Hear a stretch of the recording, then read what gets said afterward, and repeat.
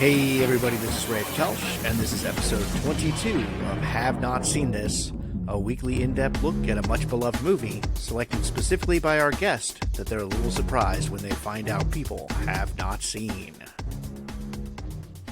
Hope you're having a good week out there. It is the middle of the week, and here you have a little movie conversation to help get you through your hump day.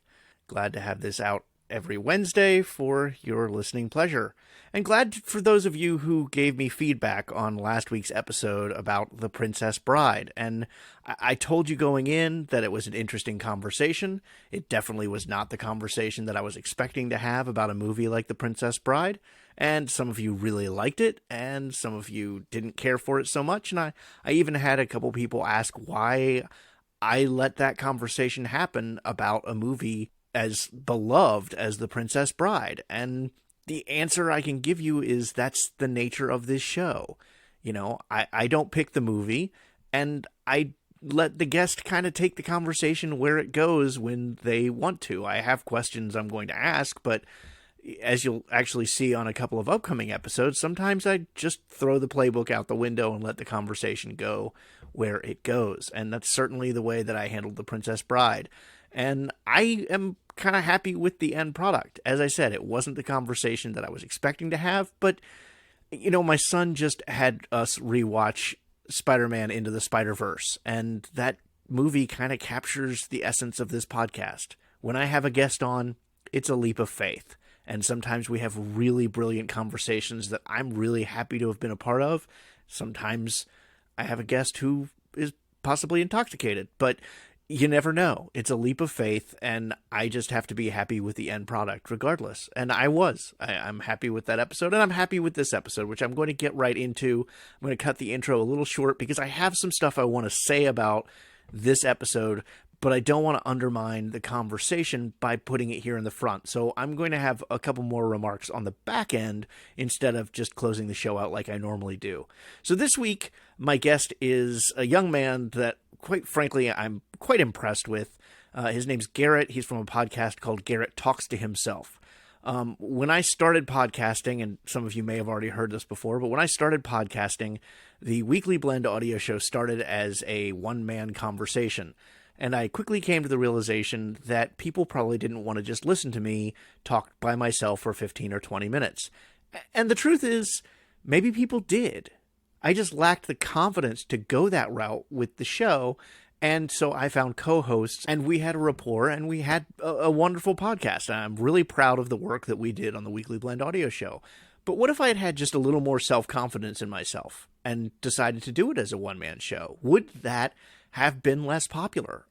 I don't know, but Garret is certainly finding that out for himself. His show is called Garret Talks To Himself because it is a one-person conversation, and he comes up with some really interesting topics. We talk a little bit about one of his recent episodes in our conversation, but I mean, you want to talk about self-confidence, you want to talk about having the will to do that kind of show. Dude recorded an episode in his bathtub. And I could never do that. And that's not saying he's doing it wrong. That's saying I don't have that kind of self-confidence. So I'm quite frankly a little amazed by the level of self-confidence he has with the direction he takes his own podcast. He brought to the show the 2007 comedy Hot Rod, which I had not seen before this and had come on my radar as I talk about in the episode. So here we go with 2007's Hot Rod, and I'll see you on the back end for some additional comments. I got a chance to check out your podcast earlier today, and, your most recent episode caught me off guard because it was Star Wars is stupid. But I like it. But you like it, yeah. Really, you use that as an opportunity more to talk about the toxicity of fandom. Yes, absolutely. And I found that a really interesting approach to that. Was there something specific that triggered that? Yeah, there was. I leading up to actually watching The Rise of Skywalker, being someone who frequents Twitter a lot, it was impossible to avoid stuff with it. And seeing other people like retweeting things and just how they shared their extreme distaste for the movie and for the series in general since, Disney took over, and just how generally awful they were at the whole thing, when it could have been just as easy to be like, this new Star Wars isn't my thing, and then just let it go. Yeah, I actually hit on that in an intro to one of my episodes a couple weeks ago, at least at the time that we're recording this, because there were several people that I follow on Twitter that I like and I respect their opinions, and it felt like that entire first week Rise of Skywalker came out, every tweet was just bashing on the movie, and it was like, okay, I get it, you don't like it, but this is taking it to an extreme. Oh, absolutely. I think I actually referenced the one that really set me off, and I don't know if it was actually for Rise of Skywalker. I think it was for Last Jedi. They were talking about the big lightsaber duel in Snoke's throne room and how just poor it was done, how cheesy it looked, and all those kind of things, and just like running it over when it could have just been like, that wasn't my thing. Right, exactly. So there's a pretty big disconnect between something like Star Wars and the movie you've picked. So what's your wheelhouse as far as movies go? What do you like? Oh, it's this, and this kind of just goes with my life in general. I like everything. It's like when we're picking movies, like with my wife and I will be sitting at home and we'll be like, what do you want to watch? Or she'll be like, what do you want to watch? I'm like, no, you're the one who needs to pick, because I will literally watch anything you put on the TV. If I had to like really narrow it down, I would have to say just comedies are my go-to.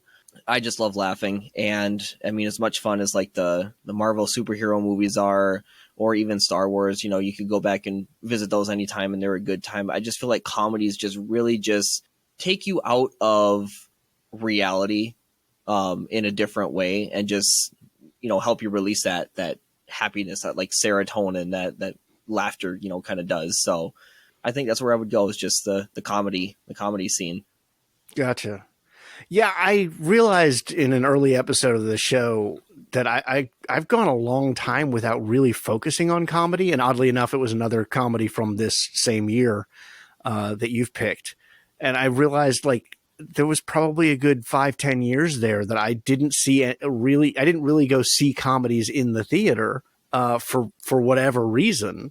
So I'm suddenly being introduced to these comedies that people love, and wondering where the hell was I when these were coming out. I personally feel like a comedy movie is much better enjoyed in the comfort of your home. I think it's like, especially one like this one, where you get to like sit with your friends and watch it, and when something funny happens, you kind of make that eye contact and laugh, or you don't get that in a movie theater. And I think that's a very important thing when it comes to like a comedy movie, is that bond of, oh, this is funny, we should laugh at this together. That's an interesting thought, that comedies are better targeted for the home environment. I hadn't thought about that. That's an interesting thought. Yeah, I just look back to all the ones that I've watched, and usually it's with, like, if I'd be spending time with my brother, we'd be put on a movie, or even like something on TV like Family Guy, where you just have that camaraderie of laughing along with something, and I don't know, just kind of helps you, bring you closer to who you're watching it with. Whereas, something like, let's just go back to Star Wars, you go to the movie theater and you watch that, you all leave the theater with like a sense of, I don't know, like maybe accomplishment is maybe not the right word, but like you leave Star Wars with something that everyone else has. And I don't know if you get that with a comedy as much. So you're talking more like a shared experience within the fandom, I guess, maybe? Yeah. Like you all saw this journey come to an end together, as opposed to, watching somebody slip on a banana peel. Is, you don't get that same like feeling with it when you're in the theater seats, as opposed to just on your couch at home. So what's your go-to era for comedies? Is it more contemporary stuff, or is there more classic stuff you like?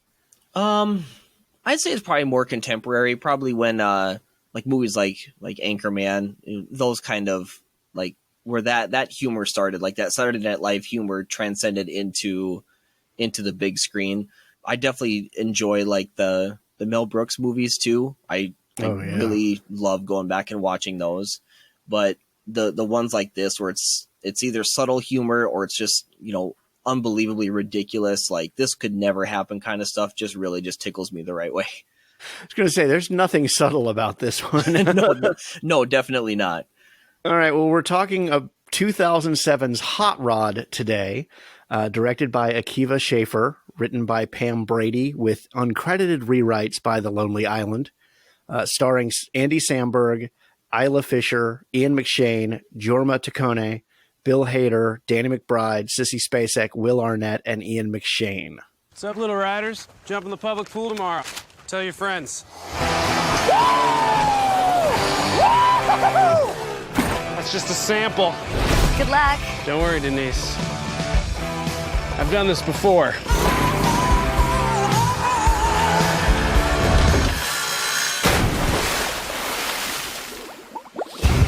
So, what are you supposed to be? A stuntman. Wow. My safe word will be whiskey. Do you mean whiskey? What? I just don't get why you're saying it that way. Why I'm saying what way? Forget it. I will forget it. Whoa, whiskey! Whiskey! Oh!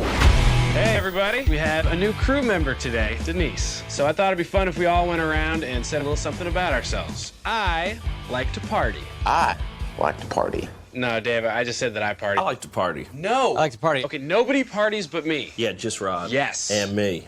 Sweet. Oh my God, shut up. Hey, Rod, maybe you shouldn't fight Dad this week. Relax, Kev. I'm gonna win this time. I did like 40 crunches yesterday. Get ready to meet your maker. Oh, God! We hadn't even started yet! I just had a great idea. One big jump, gentlemen. The biggest jump this town's ever seen. Let's party. If I'm gonna jump 15 buses, my body's gonna have to be in top physical form. Do we reinforce the takeoff ramp? No, we didn't have time. Cool. Oh! I've already drafted a rough schedule of exercises that will help us take things to the next level. Oh!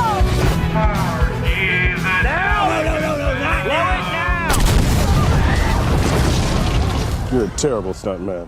What? You're a terrible stuntman. I'm just kidding. I can hear you. It was just really mean. From Paramount Pictures. Ladies and gentlemen, it's a jump for the ages. The moment we've all been waiting for. He's going in circles! Andy Samberg. Who wants to see me do big stuff? Hot Rod. All great men have mustaches. Yeah, but real men actually grow them, huh? You know I have a hormone disorder.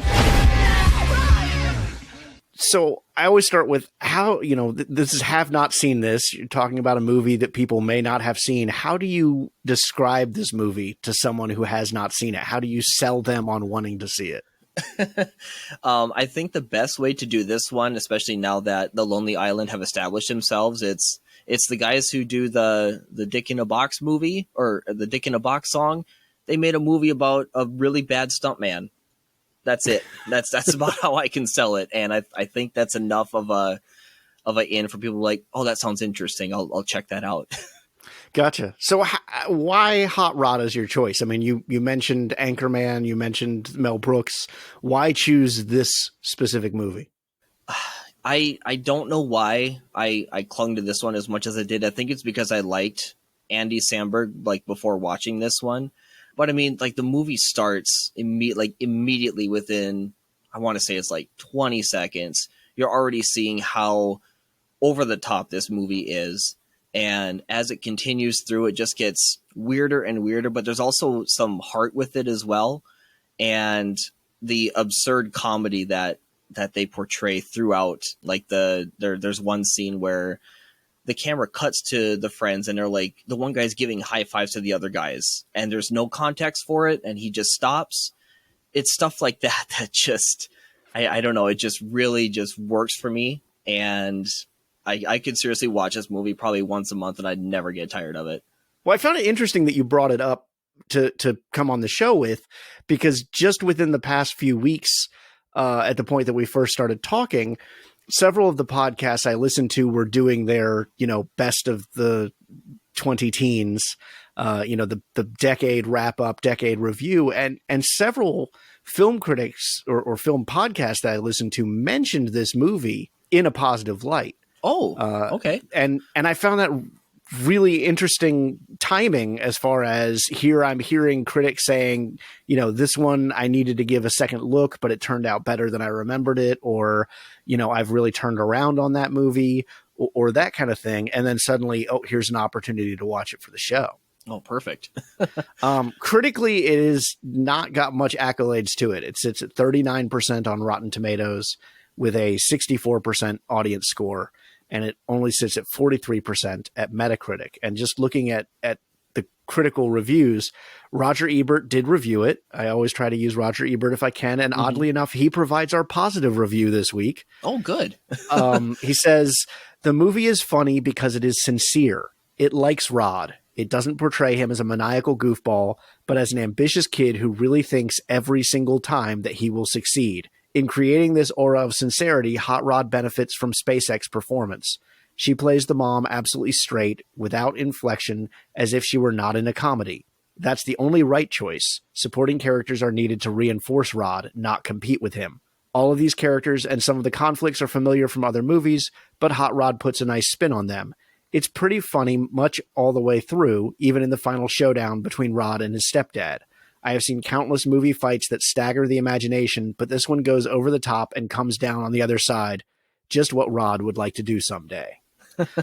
On the negative side, Peter Travers from Rolling Stone writes, Samberg and his Lonely Island buds from SNL do have a knack for sight gags, such as Rod's punch dance and his extended fall down a hill. But the film's low-key Wayne's World vibe takes it only so far. I laughed, then I wished it was funnier, then I just wished it would end.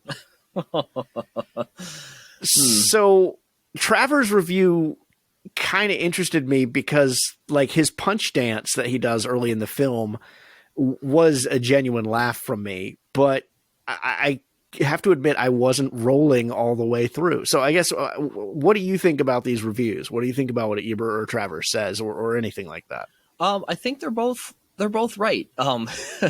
I hear that more often on this show than you would think.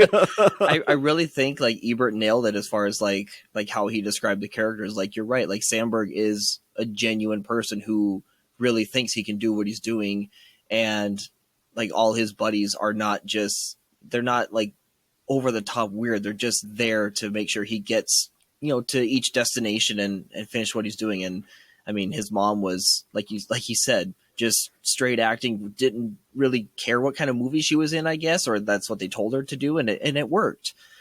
And then as far as like what Peter said, there are some moments that maybe this movie drags on for those who aren't in on this type of humor. And I don't know what this one would be considered. I mean, like he said, the punch dance thing is great. I mean, that the whole time he's falling down the hill, I was personally like in tears laughing, like holding my gut the first time I saw it. But it's 47 seconds. He falls down that hill for 47 seconds. Oh, I know. And then there's those cutaway scenes where you don't see him falling. You just hear it. Like, yeah, like if they would have left those out, it still would have been funny, but I thought that added to it. But then at the end, like you think he'd be busted all up. He just gets up and all of a sudden he knows what he's doing. But right. No, there definitely are some moments where it's like, all right, maybe we didn't need to do this as much. Like even like the Cool Beans song, like totally out of place. I thought it was funny, but I can see how that would definitely turn some viewers off to be like, what are we watching right now? And that's exactly the thought I had during that scene was, what the hell is going on here? That we've suddenly turned this brothers saying cool beans to each other into not only an extended gag, but now it's being remixed? What the hell? Lorne Michaels had a response to some of the critics, which I found also worth sharing. He said, I've lived through everything from Wayne's World with Mike and Dana to Tommy Boy with Chris Farley. All the things I did with Will Ferrell and even the Three Amigos. Critics just don't like new comedians, and they certainly don't like them if they come from SNL or television. Later on, they revise their opinions and say that so-and-so's later films aren't as good as the first ones. I think the picture will be thought of differently in 2 years.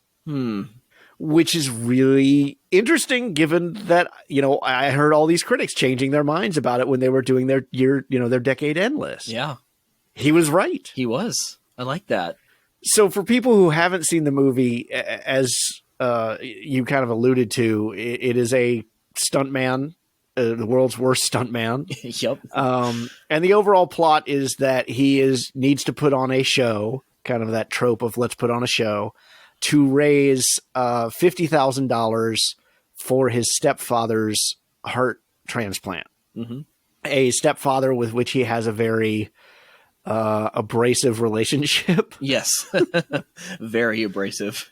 Which is established early on in the film that he feels like he needs it's the way it's presented in the film is really funny because he's putting on pads and gear because he needs to go fight his stepfather to win his respect. And you're watching this going, what kind of relationship does he have that he thinks he has to fight his stepfather? No, that's exactly the relationship that they have. Yeah. That he has to beat and not fight, but beat his stepfather in order to win his respect. And Rod can't even bang a drum or beat a drum. That's what he says. Yeah. Beat a drum. Yes.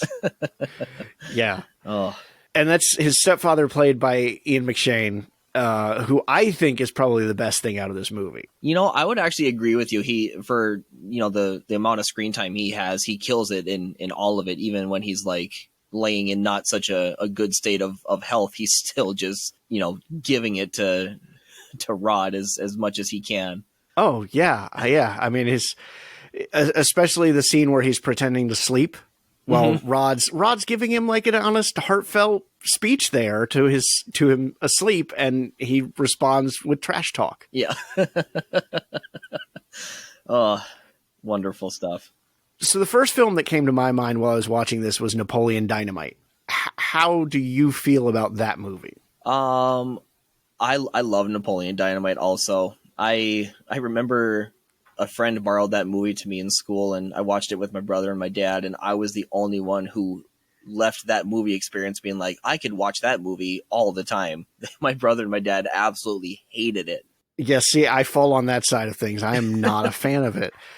But several of the reviews I read referred to this. You were saying you couldn't really figure out how to categorize it. They referred to a lot of the humor in this as surreal humor and compared it to Napoleon Dynamite in that way, that it does get a little bizarre with the way that it gets its laughs. Yes, I would agree with that. I think surreal is the best way to categorize it. And yeah, there's a lot of the same parallels in humor with Hot Rod and Napoleon Dynamite now that you brought that one up. I didn't even think of that before.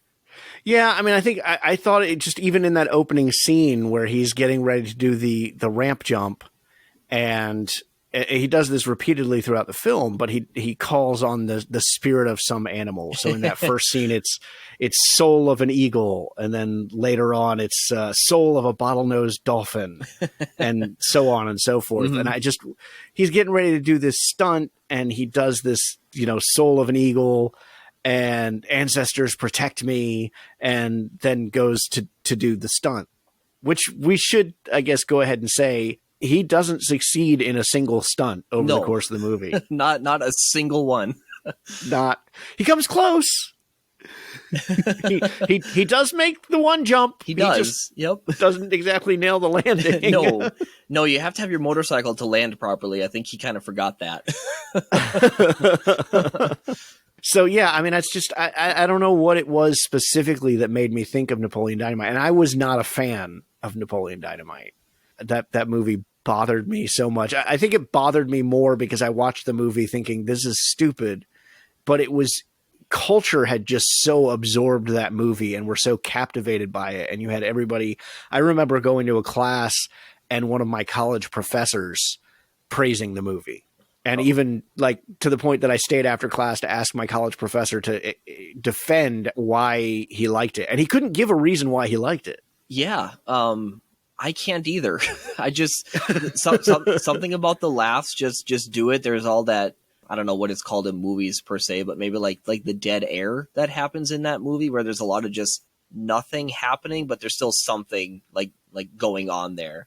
Gotcha. Yeah. Like I guess when like Napoleon goes off that jump, or when Pedro goes off that jump, and then there's a few counts, and then Napoleon's like, you got like 3 feet of air that time.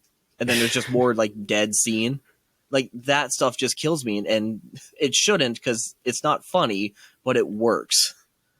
It works for you. It works for me. Yeah. And I mean, there's some of that stuff in Hot Rod too. Like, where some like nothing happens and it just works. Like I can't even think of anything for that now, but I don't know. It's very similar. So, but I mean, this has lots of little moments, like when they're getting ready to do he's doing strengthening training, and he needs to strengthen his lungs, so he's going to have them hold him underwater, and he shows them the bell that he'll ring if there's a problem, and they all start trying to harmonize with the bell just randomly, and this is like another good 30-45 seconds of a gag that I'm sitting here going, what is going on here? Oh yeah. Yeah, it comes out of nowhere and it just stays for maybe a little longer than it needs to. But do you think that the gags last a little too long when they should? Maybe now, so like because I've really opened up my my movie watching stuff to a lot more movies and paying attention to stuff. And for a movie that maybe wants to try to garner a larger audience, I can see how something like that probably goes on maybe like a couple beats just too long. You know, the movie I guess itself is could have been like a Saturday Night Live bit just drawn out over an hour and a half or however long the actual runtime is. But I can see them kind of losing a lot of people with like the bell thing or the falling, even like the mob scene that happens later. Like that one takes a weird turn. Let's come back to that one because okay. I do want to talk about that. I want to give that one a little more attention. Sure. It's interesting you make the comment like an SNL sketch stretched out over an hour, because that was actually going to be my next comment / question. I guess it's been said that kind of the SNL crew that you grew up with is always the golden age for a person. Like that's when the show was at its best, and anything that comes after that is crap. Like that seems to be a general consensus. And I'm at the point now where I don't watch SNL. I mean, not that I don't like it, but just I'll catch the highlights, I guess, via YouTube.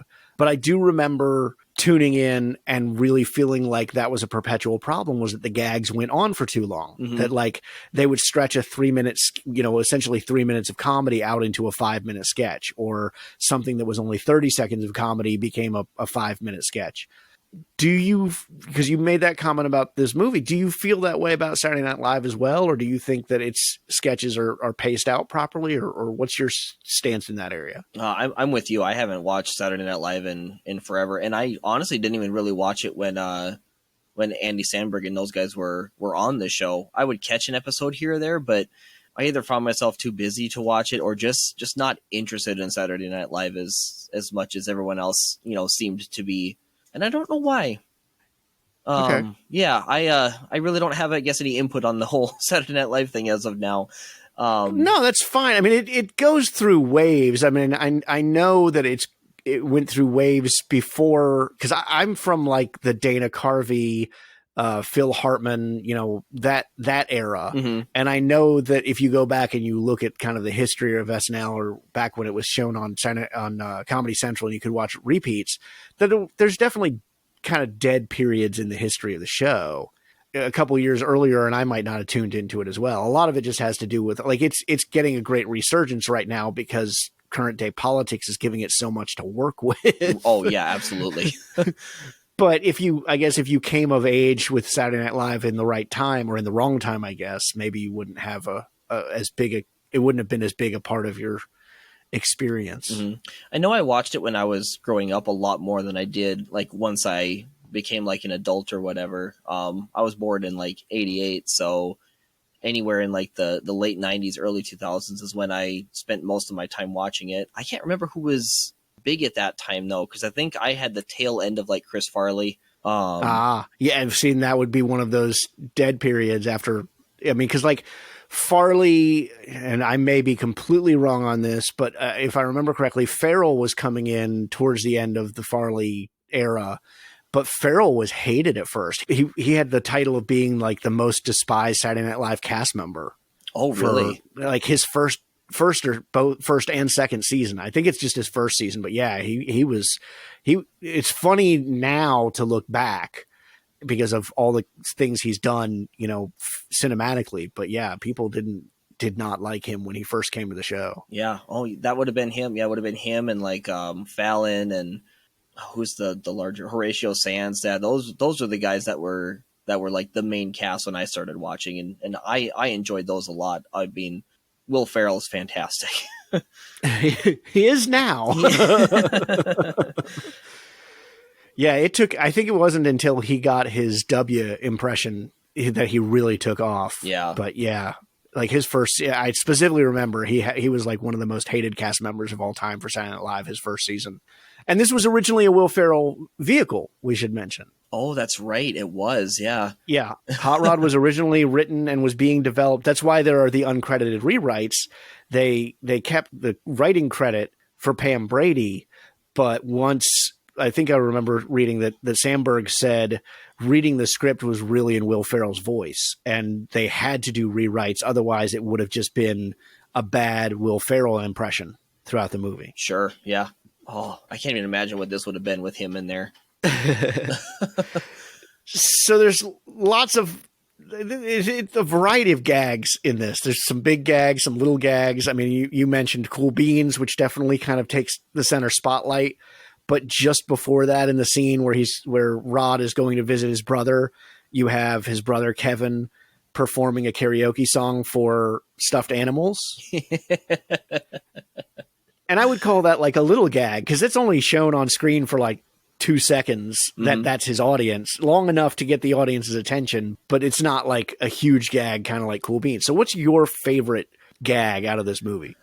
I think I would have to go with the falling down the hill. I think that's my favorite one. The 47 seconds of it. The 47 seconds of just screaming. I mean, I guess I should count the lead up into that too, because the whole dance thing, like him getting mad and upset, and I have to go into his quiet place, and then the music kicks in, and then all of a sudden he's just doing the Footloose thing, and then the fall comes out of nowhere, and it's just a perfect little just dessert of hilariousness that I enjoy getting every time I watch the movie. Yeah, the soundtrack for this movie is something else. Yeah. Lots of Europe, if you like that kind of thing. And I can't tell if they included it because they liked it or if they were making fun of it by including it. Yeah, I don't know either. You're kind of right in the middle of it, because like you said, you don't know what they're leaning towards. It almost seems like they're just doing it because they enjoy it, and it all fits with the movie well, I think. So yeah, no, I mean, it fits the tone perfectly. Yeah. So the other reason that Rod is a stuntman is because his father, who passed away when he was young, or before he was born. It was when he was young, I guess. Yeah, I think it was when he was young. His father was a stuntman. Mm-hmm. And I think the scene where Sissy Spacek really gets to shine is when she finally reveals to Rod that his father wasn't actually a stuntman. That the picture he's been carrying around of his father with Evel Knievel was because Evel Knievel came for a visit and took pictures with a bunch of people who worked at this store, and that his father was just a cashier. Yeah. Sandberg's transformation after that is pretty darn amazing. Oh, yes. Yes, I totally... Yeah, he gets clean cut real quick after that.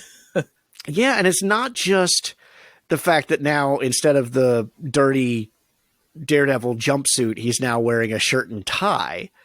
I mean, his hair even looks different after that. Yeah, he really took that to heart and decided that, why follow in his father's footsteps if he's not even what he was told his whole life. And yeah, I can see how that could really damage someone's soul, especially after all the failures and stuff that's been going on in your life.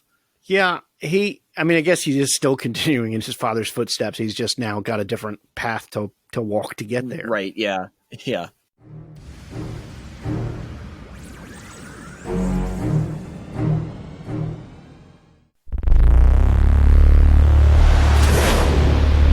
It is written, the meek shall inherit the earth, but not on my watch.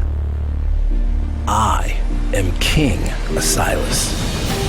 I wasn't born to be a king, but America needed something democracy could no longer give her.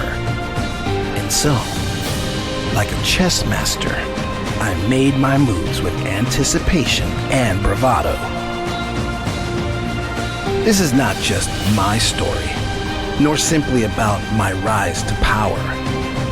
This is a story about our world and the monsters that control governments. What happens when the monsters cannot control me? The Rise of King Asilas. Listen on iTunes, Google Play, Stitcher. Visit theriseofkingasilas.com.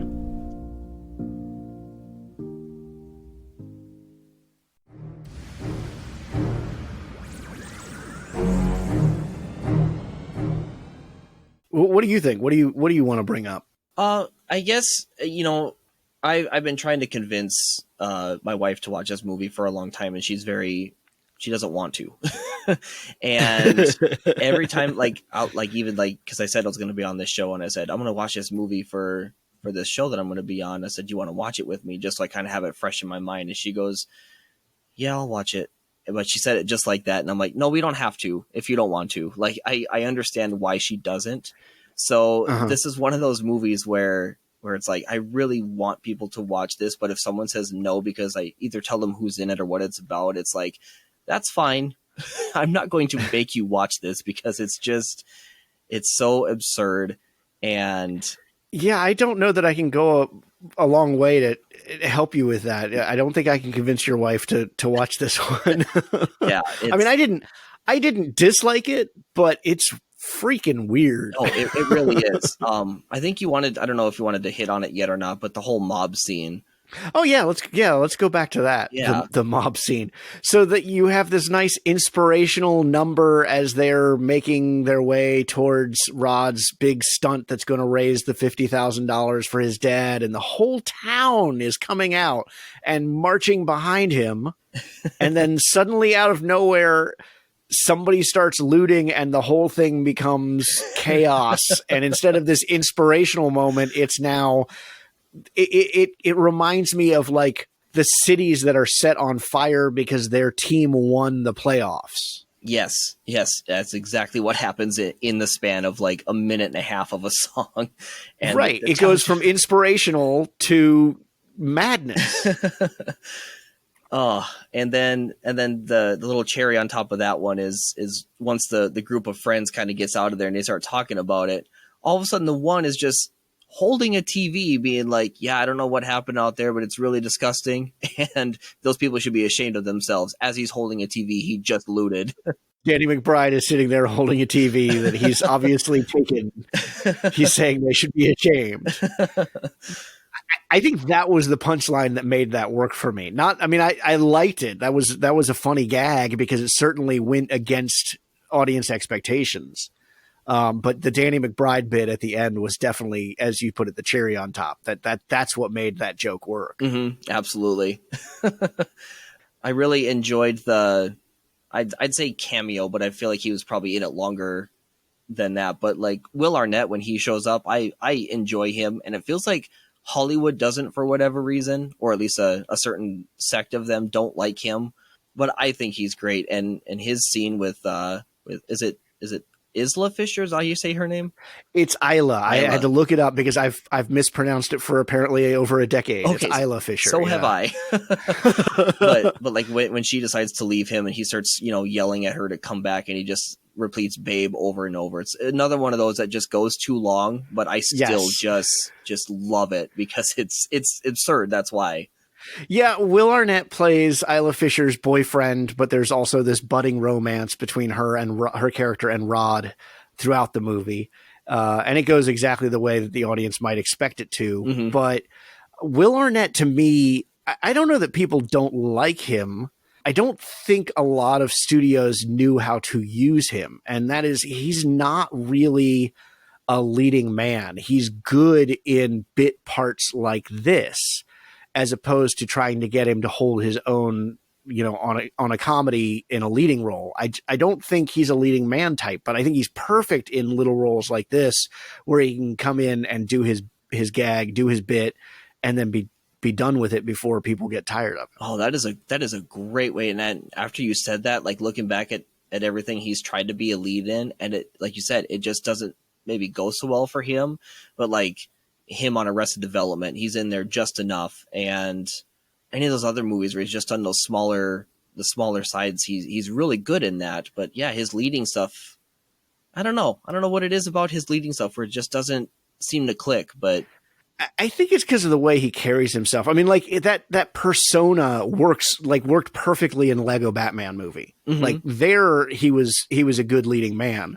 but he's a foil. He needs somebody to play off of, and you don't necessarily get that in a leading man role. Like you'd need to be like a leading duo in order to have somebody. That's why he works well in Arrested Development, is he has Jason Bateman's straight-laced character to play off of. Sure. And I mean, even the same in Lego Batman movie, he has other characters to kind of bounce off of, but it works because, I guess, just because of the nature of those Lego movies. Right. But yeah, I mean, I don't have it in front of me, but he did the movie, Let's Go to Prison or whatever it was. And it wasn't good. And it wasn't that he wasn't capable of doing that. It's just that he shouldn't have been the lead in it. Mm-hmm. Wow. I really never thought of it that way. I think that's the best way to describe Will Arnett. He's just, he's a good second fiddle.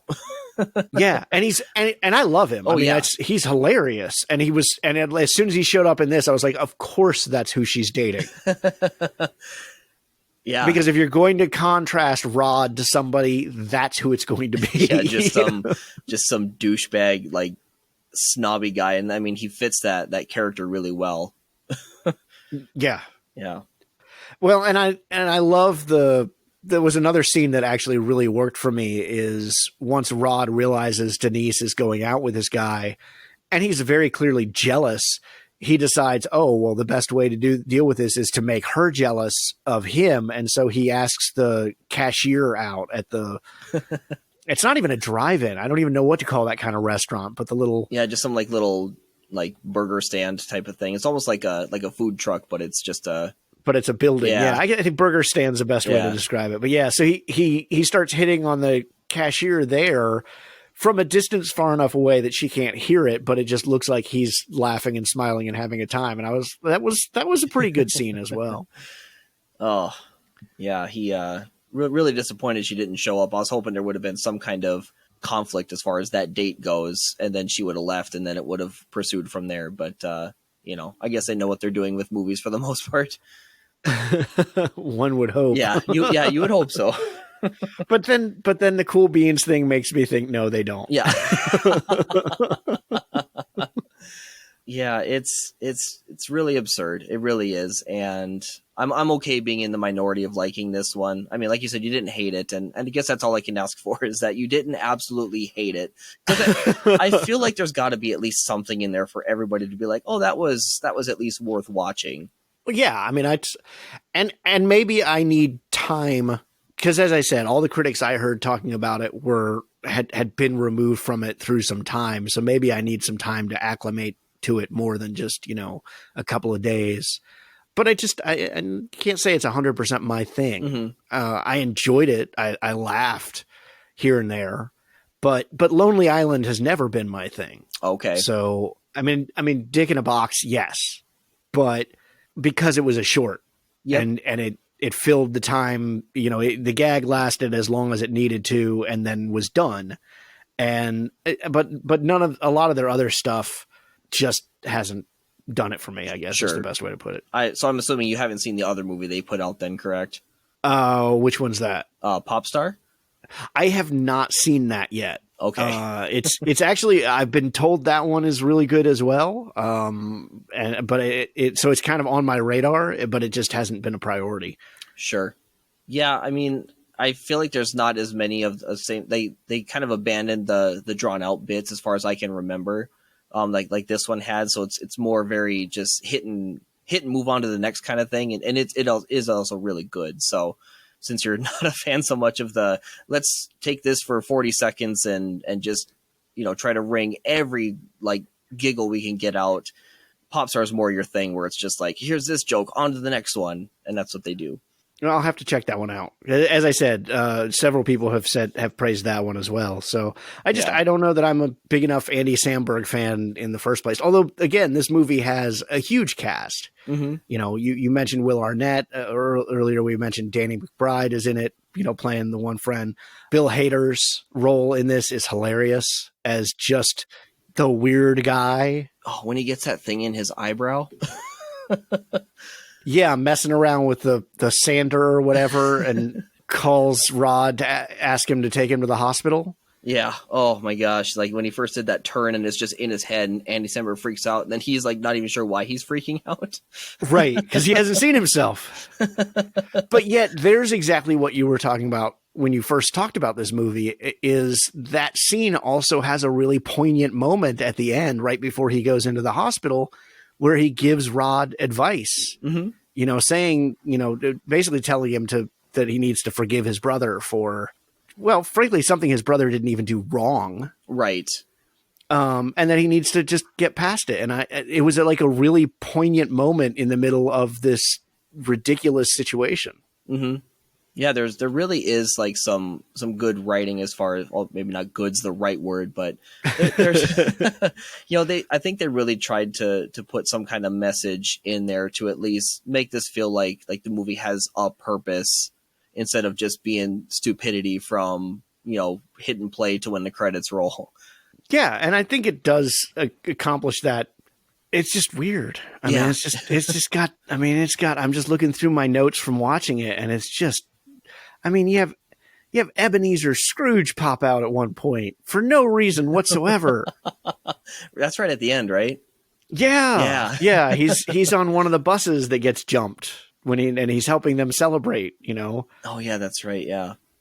But where I was going with the cast is Chris Parnell also brings quite a bit of absurdity as well, but is also perfectly used in this movie. Mm-hmm. He plays the manager of the AM radio station that is sponsoring Rod's massive jump. And Parnell's another one of those actors that, you know, he's a supporting actor, supporting comedian, and he knows how to nail the gag and move on. Of course, most people would know him from Rick and Morty, but he also, you know, he's done a bunch of stuff. He was on 30 Rock. He was in Walk Hard, the Dewey Cox story, which I've talked about on the show. He was an Anchorman for a little while. And here, you know, it's just, I love he kind of plays the lovable loser. And he does that really well here with the, you know, station manager. Like, oh, you know, AM radio, right.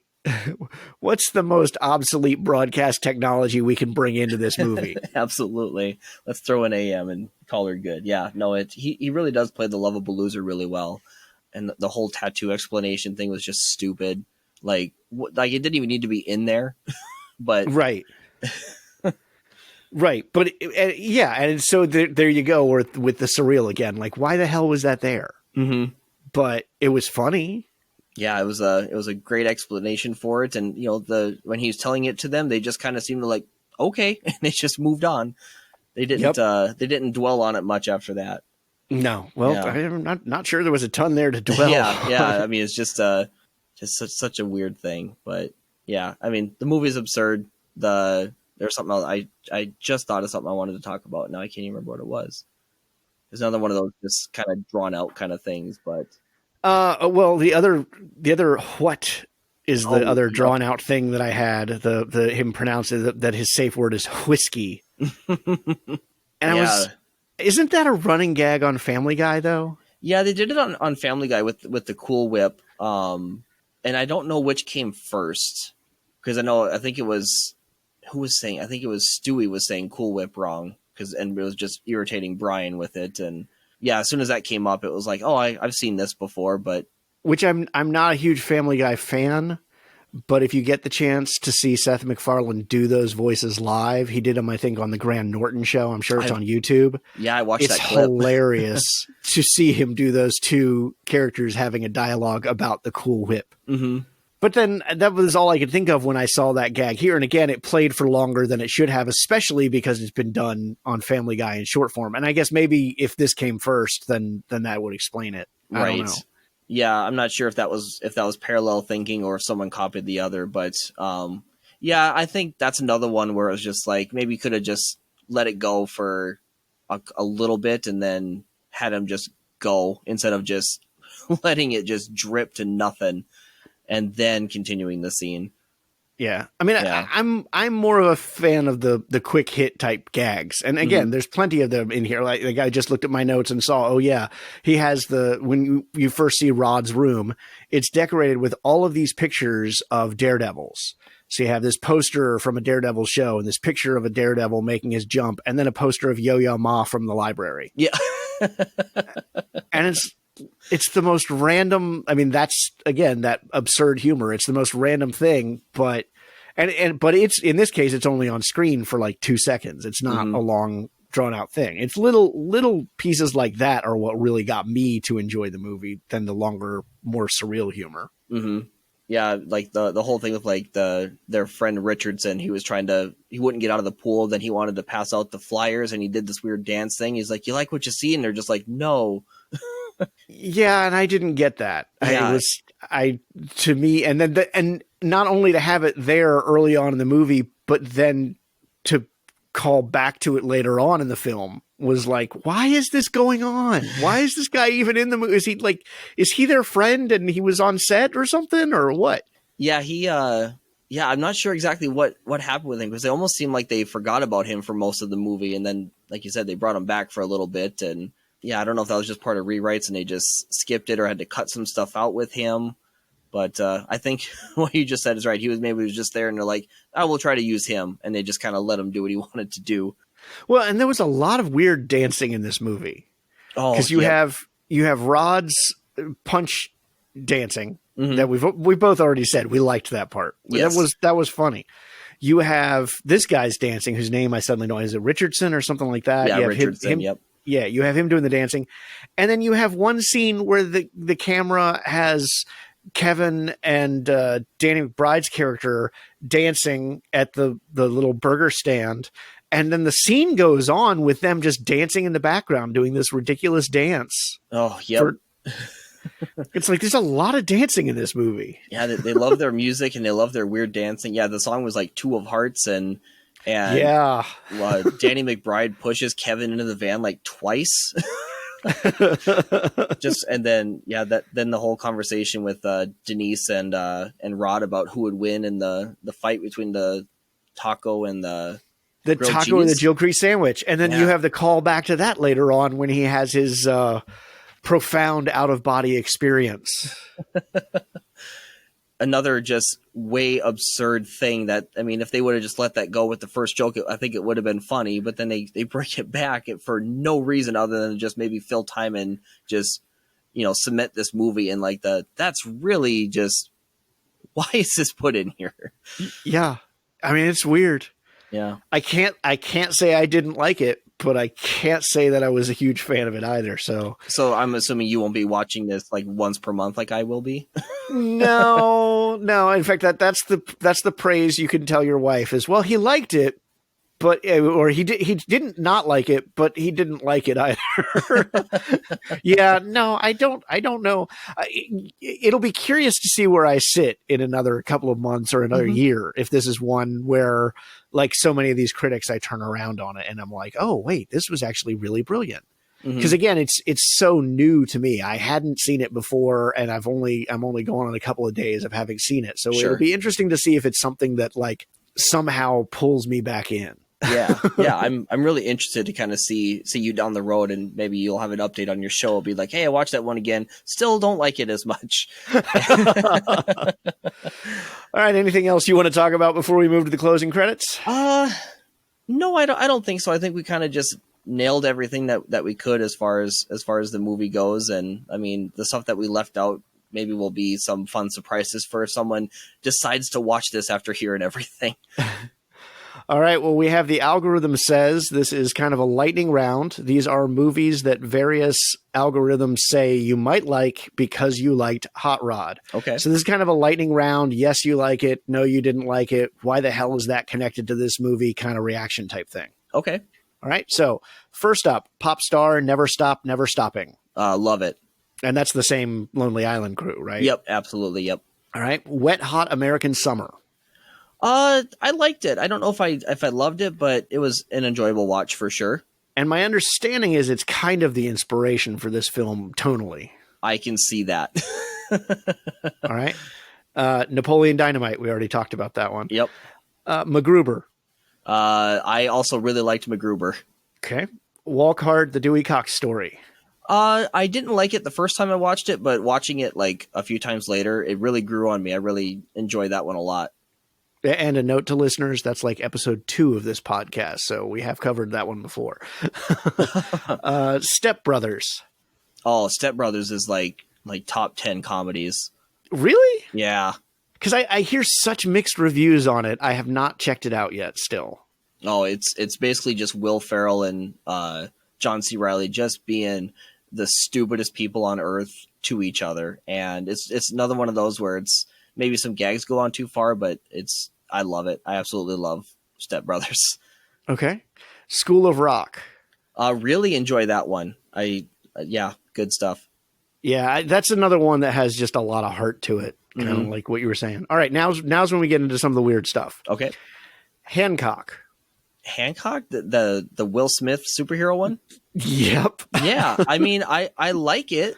I don't know how that relates to this one at all, but I like it. Yeah. Logan Lucky. I have not seen Logan Lucky. Well, there you go. Okay. I don't know how it's connected because it's an action, drama as opposed to a comedy, but yeah. Okay. 21. I also have not seen that one. That one's really good. The only guess I can think as far as a connection is trying to raise money. In 21, they have to raise a certain amount of money to get caught up on gambling debts and some mistakes they've made, whereas here they're doing the stunt work. But that's the only connection I can think of. Sure. And finally, The Secret Life of Walter Mitty. I've been meaning to watch that one. I think the trailer just sold that movie for me. I just haven't had a chance to find it. The trailer misrepresents it. I will say that. Oh. I really liked the trailer. I enjoyed the movie quite a bit. I've got to revisit it. Maybe a coming episode. But yeah, it's a good movie. Okay. All right. Finally, we always end with the pop quiz. 4 questions that are related to the movie that we're talking about. So here we go. All Number right. 1. Samberg, Taccone, and Schaefer promoted the movie by appearing in shorts on Comedy Central where they tried to convince people it was about what? A, a teacher, B, a priest, C, a wrestler, or D, a sex offender? Oh, I'm going to go against my better judgment because I think I'm going to be wrong, but I'm going to go with C. C, a wrestler? Yes. No, it was a sex offender. It was a sex. I was going to go with that, but yeah, they had little interstitials on Comedy Central, and they were trying to persuade people that he had to do the stunts in order to raise money for sex offending. oh, geez. Okay. Well, Number 2, the band that performs at Rod's 15 school bus stunt is actually what well-known band in disguise? A, Limp Bizkit, B, Queens of the Stone Age, C, the Foo Fighters, or D, Dan Band? and I knew this before even catching the credits on it. It's B, Queens of the Stone Age. Absolutely. Yeah. All right. 3, several of the movie's scenes are inspired by moments from real life, which was not an inspired scene. A, Dave's trip to the hospital.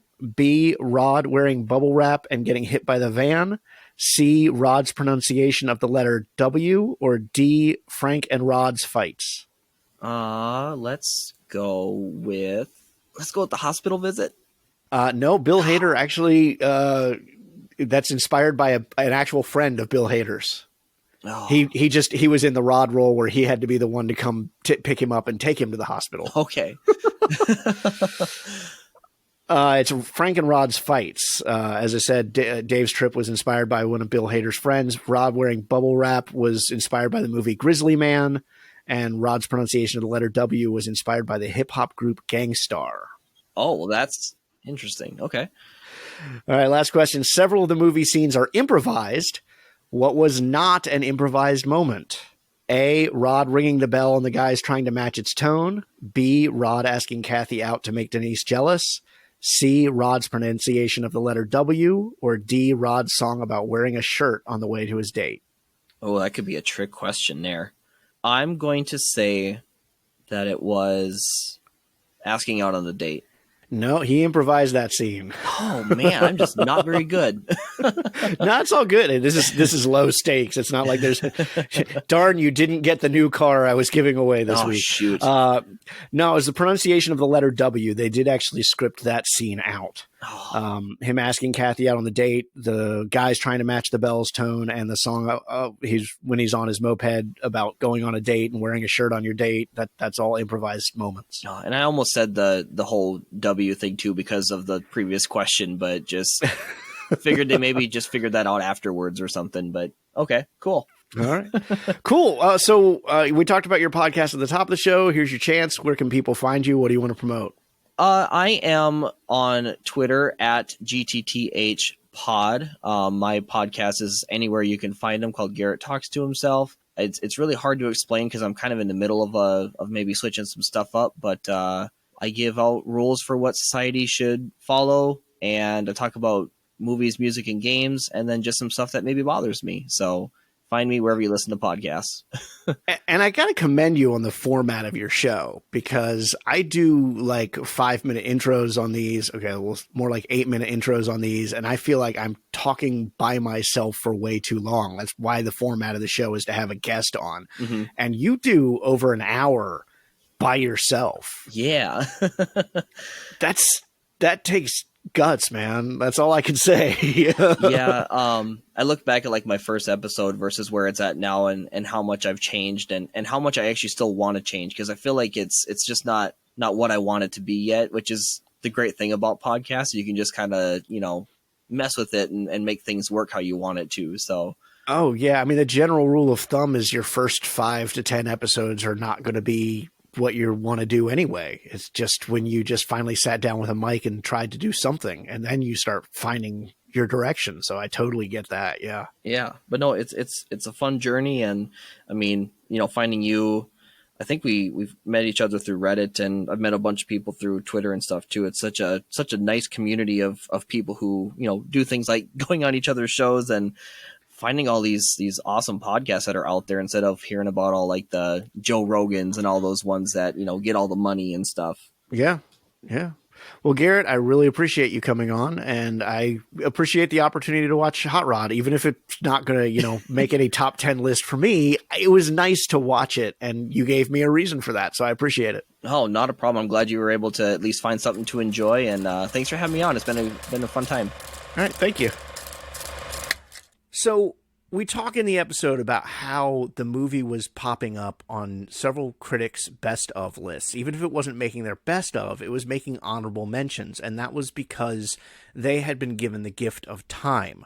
And when I recorded this episode with Garret, I had watched the movie days before, and if days before, it probably was the day before. So I hadn't really had a lot of time to consider the movie when we recorded it. And you know what?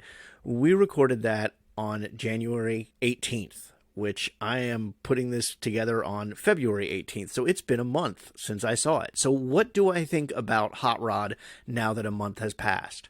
I still can't say I love the movie, but I have thought about it. It does come to mind. There have been scenes that do make me laugh, to the point that one of the most ridiculous scenes in the movie, the Cool Beans part that we talk about in the episode, I showed to my son because I thought it would make him laugh. So there is something to this movie. It may not be up my alley because I'm not a big fan of absurdist comedy, but there's something to it. And I'm very curious to see how I think about the movie even further down the road. So, Garret, I have to really say thank you for introducing me to this movie, because maybe I didn't have a full appreciation of the film when we recorded this, and maybe I don't even have a full appreciation of the film now, but it's one of those movies that lingers with you for some reason, and that's got to be worth something. So really appreciative of having the chance to watch this movie and talk about it, and I'll be curious to see even further down the road what I think about it. So that's going to do it for this week. You can always keep the conversation going throughout the week on social media. You can find me at TalnHess on Twitter, or the show at Have Not Seen This on Twitter. On Facebook, we're at Have Not Seen This Podcast, or email me at havenotseentthis@gmail.com. And of course, don't forget to subscribe to the show so you don't miss any of our upcoming episodes, including next week's episode where we're going to party like it's 1999. This podcast is available through all major podcast providers. Positive ratings and reviews are always welcome, just as is sharing the podcast with a friend and spreading the love. And if you like World of Warcraft or other Blizzard games, be sure to check out my other podcast, Citizens of Azeroth, a World of Warcraft podcast, also available through all major podcast sources. Special thanks to Chris Talent for our wonderful theme song, and thanks to Garret for providing this week's conversation. Maybe you have a movie you'd like to talk about, one that means something to you, or you're particularly astonished when you discover people have not seen. Well, come be a guest on the show. Head over to havenotseentthis.podbean.com, click the Be a Future Guest button, submit the form there, and we'll get you set up for a future episode. Until next week, I'm Rafe Telsch, and this has been Have Not Seen This.